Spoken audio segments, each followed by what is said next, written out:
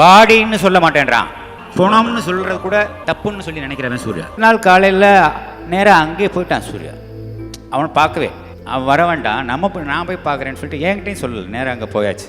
போய் பார்த்து அதே மாதிரி கொஞ்சம் நேரம் 1 மணி நேரம் 2 மணி நேரம் பேசிகிட்டு இருந்தது. அவனோட இதெல்லாம் கேட்டு தெரிஞ்சுக்கிட்டு கொஞ்சம் ஆறுதல் படுத்திட்டு உற்சாகப்படுத்திட்டு வந்துட்டான்.